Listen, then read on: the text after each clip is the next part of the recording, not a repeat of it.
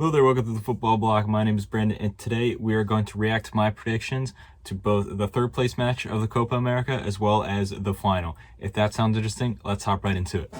One step beyond.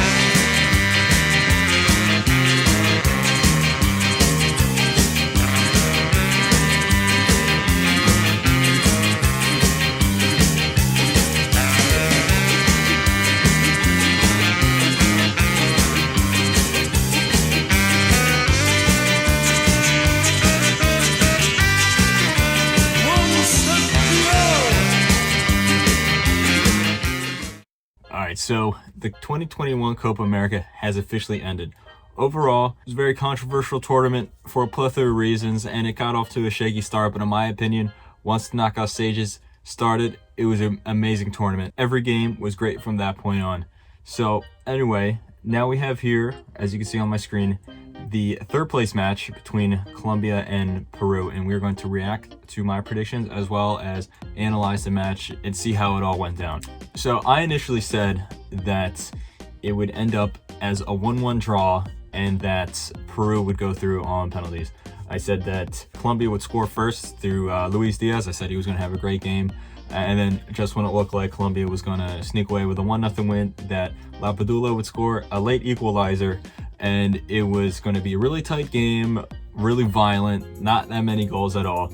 And I got some things right. I did get correct that Luis Diaz had an amazing game. He had a great goal in the second half, as well as a really nice long shot, one of the goals of the tournament, to win the match. And I was also correct that La Padula would score, and he also did score an equalizer. It wasn't a 1-1 equalizer, it was a 2-2 equalizer, but still, I was correct in that. However, I was wrong in the sense that Colombia were the ones that win the match. They won third place at the Copa America. Credit to them. Peru unfortunately lost, although they played well, especially in this match. They played really well. They were in there for the entire match, and you know, you have to feel for them because they're really punching above their weight. I initially said that it was going to be a really tense match, not a lot of goals, really violent. You know, and there were some fouls, you know, 18 fouls for Colombia, 8 for Peru. You know, but in reality, that's kind of normal for a Copa America match. South America football, that's how it is. It's very, very physical.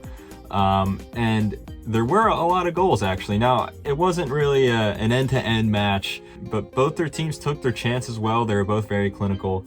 So, yeah, overall, it was a very fun game to watch. You know, both teams really went for it, but Colombia came out on top, and I think that's a fair score. I do think it's a fair result that Colombia win third place. You know, you can argue that Peru were the third best team over Colombia simply because of the obstacles that they had to come over, but still, Colombia defensively were very good, and Luis Diaz was absolutely amazing. If not for Messi and Neymar, he would definitely be the player of the tournament. He scored 4 goals throughout the tournament, tied with Messi for the top scorer. Just to put that into comparison, Colombia brought 4 strikers to the tournament: Duvan Zapata, Luis Muriel, Rafael Santos Borre, and Miguel Borja. Between those 4 players, 1 goal, which was a penalty from Miguel Borja. Between Luis Diaz, 4 goals and just 1 player. He's not even a striker, he's a winger. So that basically sums it up right there. So anyway, on from there, now let's look at the final. The showpiece match of the tournament. Arguably the most important game of the summer, at least between this and the Euro final. And Argentina came out on top, and Argentina are the Copa America champions. They win their first Copa America since 1993. In fact, their first international trophy since 1993. And Lionel Messi finally lifts a trophy for his country. I initially said that Argentina were going to win this match on penalties after a 1-1 scoreline. I thought that Argentina would come out the gate. They would outgun Brazil in the opening half. They know that it messes up Brazil's whole plan to take the lead on them and to completely flip their game plan upside down, which is what happened. Angel Di Maria scored after Renan Lodi error, and Di Maria with a beautiful chip over Ederson opened the scoreline.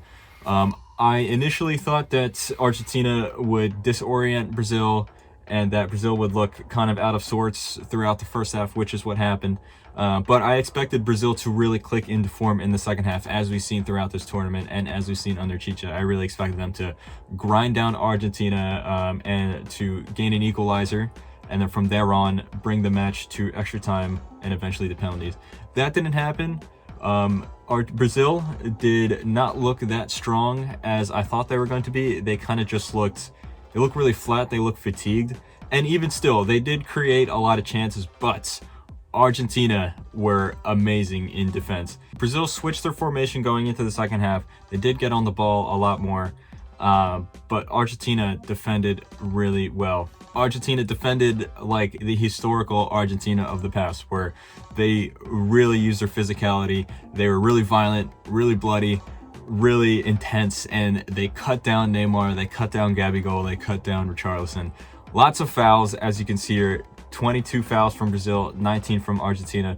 Brazil tried to match the physicality of Argentina, but I feel Argentina was more clinical in that sense. I felt like every time Neymar got the ball, he had multiple defenders on him at all times.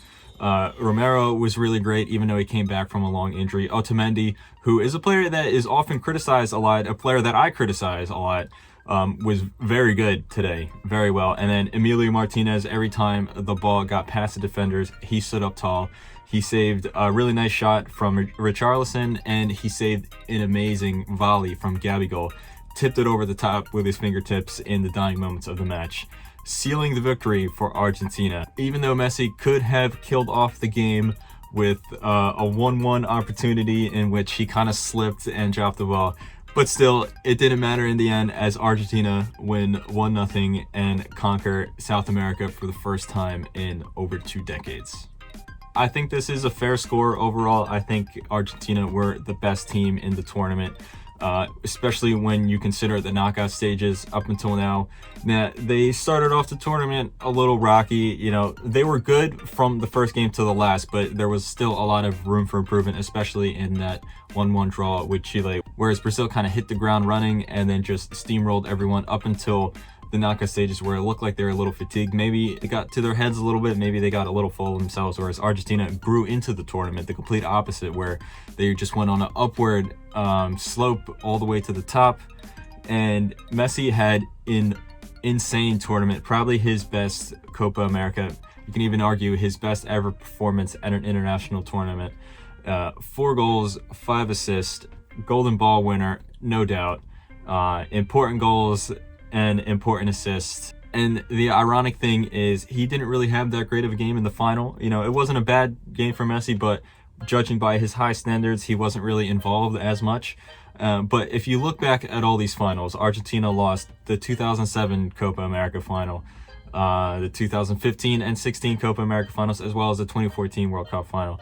Games in which Messi didn't have the best games, but it was more so on the supporting cast, where you see misses from Higuain, from Aguero, from Di Maria himself, and Rodrigo Palacio.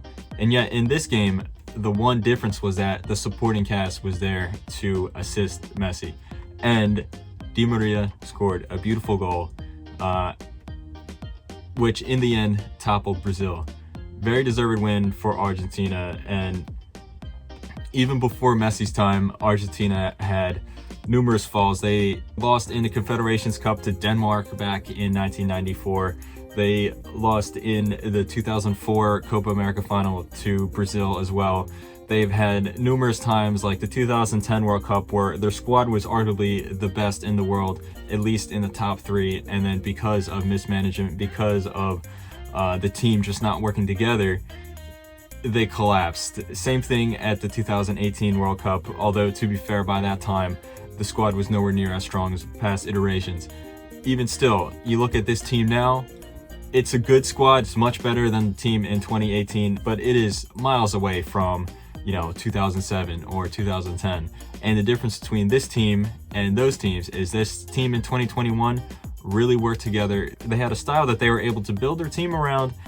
They knew what they were doing. They all had their places. And not only that, Messi was just a man on a mission. He knew what he had to do. He was highly motivated, and he played well, which is always a great help for any team that Messi plays for. So on from there, I think it is safe to say that Messi is now the greatest player of all time. He certainly is, in my opinion, because of his lack of success on an international level. He was always number 2 behind Pele, in my opinion, just because Pele achieved so much for his clubs, but he also won 3 World Cups for Brazil. Compare that to Messi, who won everything possible in his club career, every single thing possible, and yet he's just come this close and not won anything for Argentina. But now he finally has. So in my opinion, Messi is the all-time greatest player in the history of football or soccer, whatever you want to call it. So anyway, guys, thank you very much for watching. That has been my reactions to my predictions for the 3rd place match of the Copa America, as well as the final. If you like these kinds of videos, make sure to let me know in the comments below. My name is Brandon. This has been the Summer Football Fest presented to you by the Football Bloc. Hope you guys have a nice rest of your night.